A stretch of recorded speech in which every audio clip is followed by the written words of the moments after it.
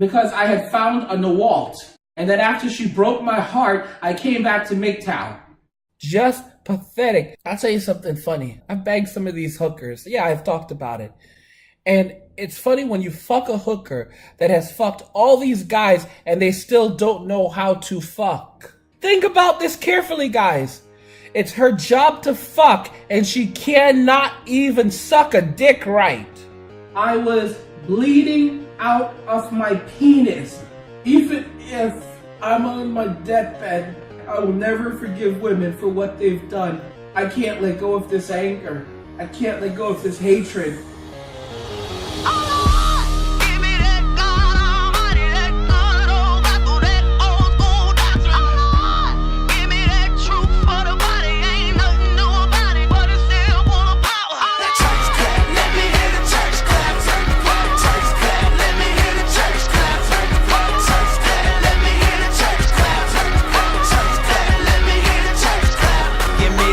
Church mother in a church hat clap. Man, that sure gave her color purple coming back clap. When that whole week beat you up and stress you, but you hear that organ playing and remind you of your blessings. And on another note, she just hit another note. Chills down my spine, got me crying, make me overload. You don't know about it though. Old school church hymns, deacons get the humming, now the drummer finna burst in. Lordy, Lordy, Lord. Can you hear me now? Church close, sweater, you don't care, you just get it now. Testify how we made martyrs out of these fathers and rose up all of his daughters to glorify him with honor.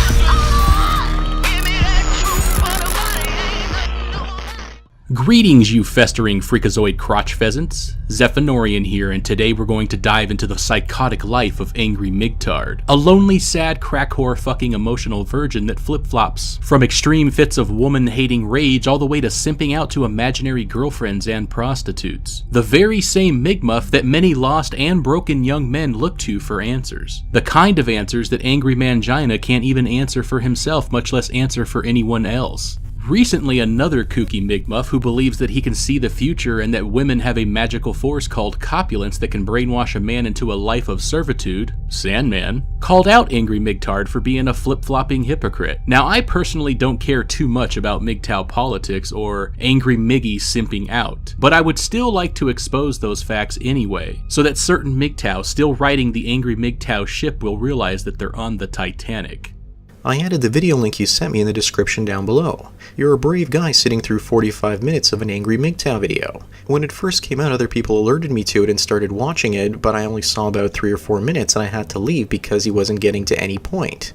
In the comment section below the video, I could see people saying things like, Angry went from monk to simp in no time flat. Simon released a video titled, I Was Wrong About Women. This was a title for one of my previous videos in which I explained that it was not. I was wrong to believe that women were entirely to blame for feminism, when in reality, it was simps, white knights, that empowered them. The video was well received, actually. Now come on, Angry MGMUF, you know very well that the video was not well received, but I'm sure that video was such a huge success that you decided to remove it shortly after Sandman released his video. Simply because you didn't want to outshine the rest of us, I'm sure. You were thinking of the people and have such a successful video that it could have shifted the popularity balance all across YouTube. Either that or you're just a dishonest hypocrite trying to cover your tracks. But you didn't cover your tracks too well, unfortunately. I managed to find a copy of that video from your fellow MGTOW, who took issue with your feminist views reeking of Angry Mangina. Angry MGTOW here, and I was wrong about women. I know some of you guys are gonna say, no, you're the angry simp. I know some of you guys are gonna say, you're so full of shit, but hear me out. Hear me out, because I think this is very important for a lot of guys to hear, to understand. So, I was wrong about women in the sense that I basically classified that all women are the exact same. Don't get me wrong, all women share a similar nature. But not all women are the exact same. In fact, most women 100 years ago, when I say most women, I mean like 99% of women did not like the feminist. 99% of women did not like the feminist. What does that tell you? So how did they end up gaining so much political power? It was the men who did this. He continues on for quite a while, describing how women don't really have any responsibility over their own actions, and that men are solely responsible for the behavior of women. Now, as much as I love MGTOW politics and philosophy, I'm not going to systematically pick apart everything in that video, at least not today. My goal today is to expose and mock an unstable maniac who's managed to get infected with a sexually transmitted disease while most likely simping out to a prostitute. So Angry went from monk to simp in record time. Why is anyone surprised? I believe that the same thing happened a couple of years ago when he was known as MGTOW United. I feel sorry for him because good old happy-go angry MGTOW, he's still pretty much in the bartering stage. The last time he went away, he deleted his channel probably at the request of the girl he was seeing, and once she burned him or basically did something bad, he came back with a vengeance. In the last video Sandman made, criticizing me last November, he talked about how I left MGTOW 2 years ago because I had found a Nawalt, and that after she broke my heart, I came back to MGTOW. I agree with the McMuffy and Santard on this one. Angry Lolcow did actually leave YouTube 2 years ago for most likely a friend-zoned interaction with a woman, or even possibly a delusional relationship that he himself slipped up and admitted to. After not getting noticed and perceivably rejected, Angry Manchild, being himself of course, most likely freaked the fuck out, and then in a moment of psychopathic clarity decided to go back to the one thing that comforted him, creating MGTOW content. When confronted by Sandman, and in my opinion he then creates the most ridiculous medical story to try to explain his absence from YouTube. 2 years ago, I closed my channel. I was almost diagnosed with bladder cancer. My liver was shutting down. My kidneys were failing. I was bleeding out of my penis. First off, you don't almost get diagnosed with bladder cancer, and if you had a doctor almost diagnose you, then I would be very suspicious that you were even in a doctor's office to begin with. Perhaps you were at the medical marijuana clinic and some enlightened individual shared his opinion with you. It almost sounds as if you thought that you had cancer. There's also the fact that in the very same sentence, immediately after you said almost diagnosed with cancer, you then said your liver was shutting down and proceeded to say that your kidneys were failing as well. The doctor, the nurses, they were all freaked out. They were frightened to death because it was that bad.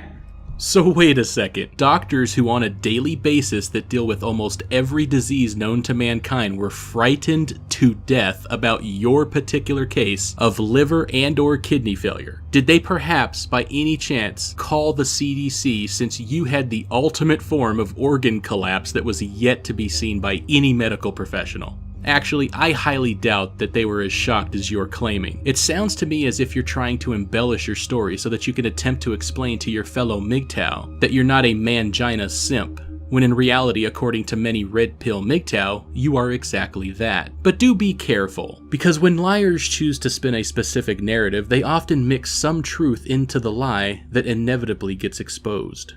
I start praying and I say, God, I'm on my deathbed. I will never forget. I will never forgive women for what they've done.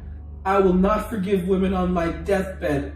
I find it very interesting that in the moment of impending death, you felt betrayed by women as if they somehow had something to do with your cancer. That doesn't make sense to me. I'm not a doctor, but I'm fairly certain that cancer is not contagious, and after doing some light research, I discovered a rather common sexually transmitted disease that can cause you to have blood in your urine. This disease, of course, is called gonorrhea, otherwise known as the clap. It would also explain why you feel betrayed for the STD diagnosis and not the cancer diagnosis. I would tell my audience to give me a round of applause, but I wouldn't want the clap to trigger you.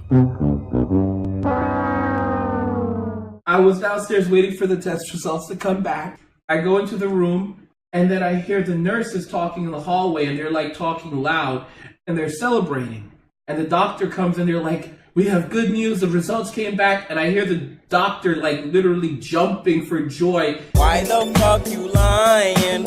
Why you always lying? She's like jumping for joy by the nurses station. Because I was only what, 30 I wasn't even, how old was I? I'm 33 now. I was like maybe 30, I don't even know if I was 31 yet. How old was I? I wasn't even 31, I was 30 years old. 30 years old. So she comes in the room and she says, I have great news. Everything just disappeared. Your liver's working fine again. Your kidneys aren't failing anymore. And there's no sign of the blood in your bladder. Because I was pissing blood for months. Wait a second. Do you really expect us to believe that your liver, kidneys, and bladder were all failing at the same time? And these very doctors who were, in your own words, frightened to death? The doctor, the nurses, they were frightened to death. Somehow made medical history by accomplishing what no other doctor has ever accomplished before, which would be, of course, curing cancer in 3 primary organs simultaneously. Or are you trying to say that God somehow healed you? Get real. Here's what I think. I think it's obvious that you're lying about ever having experienced such a ludicrous medical phenomena. If you were actually telling the truth and God somehow cured you of all your super cancer, then it still fails to explain why you left YouTube in the first place, and for 2 years. Sandman asserts that you left for what you believe to be a NAWALT, and he's partly correct. I assert that you left YouTube for a friend-zoned relationship that most likely existed in your own head. You did tell the truth about one thing, though, the fact that you were bleeding from your penis, and this was because you had the clap.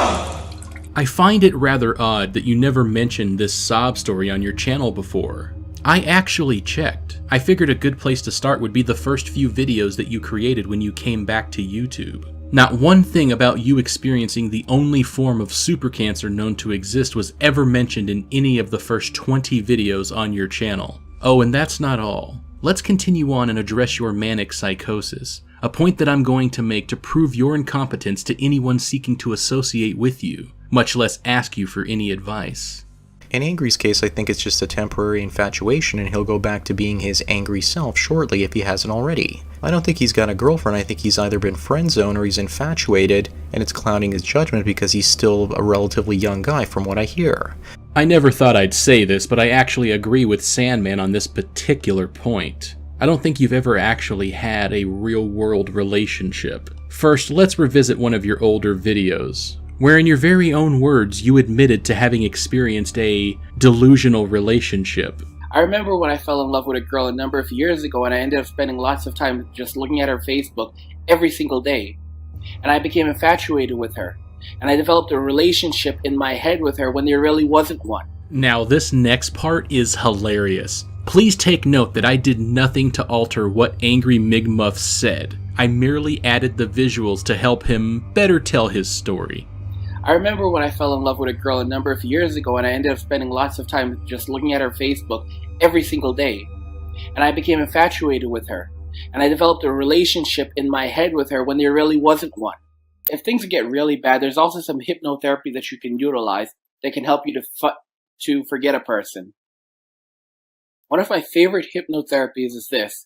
You close your eyes and you imagine the clown melody. So it's the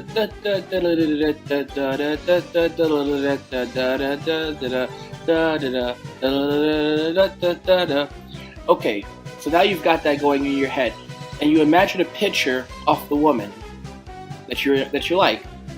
Then you imagine the sun, and you hear the clown music, and you imagine outer space.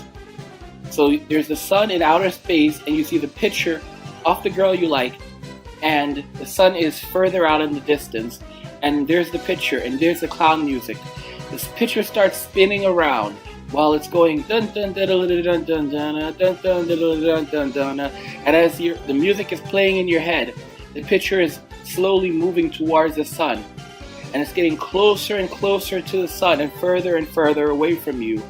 and you have that music going that entire time until the picture of the girl that you like goes into the sun and it burns up. Now, whenever kooky meditation sessions that would scare the shit out of your average serial killer don't seem to work, you could always enter into another fantasy relationship, or simply find low-quality prostitutes that you could share your bed with. After all, spraying your room for lice is not too much of a problem if you're looking to get your dick wet. I would highly advise against this behavior though, as you increase your chances of getting an STD, or once again you could wind up getting robbed by another hooker. Something tells me that your immaturity and experience with any woman would most likely have you wind up simping out to the first woman who bats her eyes at you. Nah, I'm wrong. It has nothing to do with any personality flaws that you have. It's hypergamy fucking you over. I'm sure you'll continue to bed crack whores, and who knows, maybe one day you'll find a Nawalt named Candy who won't be missing all of her teeth. Just pathetic. I'll tell you something funny. I've bagged some of these hookers. Yeah, I've talked about it.